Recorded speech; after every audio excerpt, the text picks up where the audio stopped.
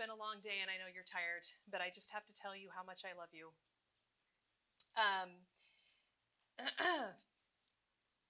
Today we talked about a message that has burned in my heart for 20 years.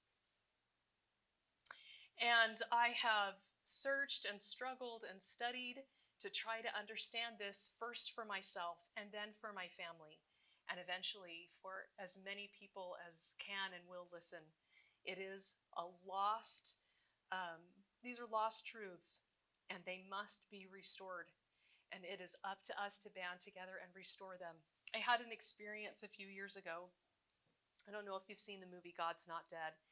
I went and saw it in the theaters, and it's a good movie. It's a Christian movie, and it's all about a young man who shows up on college campus, and his professor is teaching evolution and is really trying to rob the students of their faith. He's making arguments against creationism and telling these students why they needed to deny a faith in God.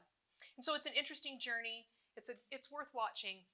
But for me, the transformational moment came at the end of the movie. When it was all over and the credits began, I don't know why we hadn't stood up and started walking out yet. But before they played the credits, this came across the screen. God's Not Dead, the movie, was inspired by the following legal cases where university students and campus ministries were condemned for their faith. And for the next several minutes, dozens of these court cases scrolled across the screen, and I just lost it. And for the next few hours, I really struggled to get myself back together because faith is being so aggressively attacked. And I just want you to know that everything that I do and the fundamental mission of what we're trying to do here at the Mission Driven Mom and everything that we do is to build faith. The framework of natural law is such a strong foundation for building an unshakable faith. It reminds us that God has not left us alone, that He's given us a starting place to connect with Him. He's written His law on our heart, and He's given us a conscience with which to begin a journey.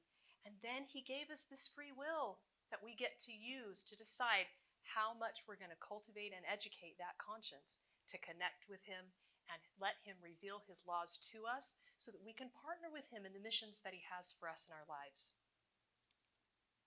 Stephen Covey said, "When people live by their conscience, responding to the universal principles, their behavior echoes in everyone's souls. People instinctively feel trust and confidence toward them. This is the beginning of moral authority." And that is what each of you can do right now. You are so much more special and powerful and unique than you even know you are. You have so much ability to expand your center of influence and be a moral authority in the world. Leadership does not require position. It requires your obedience to your conscience to the highest level at which you can do that. I know you believe this, and that's why you're here. And so I hope, my prayer is that we will band together and that we will grow and that this will be an organization that teaches truth wherever it touches lives, that it elevates people, and that it makes them more likely to be servant leaders themselves. Thank you so much for being here. I love you dearly, and I hope we get to interact again.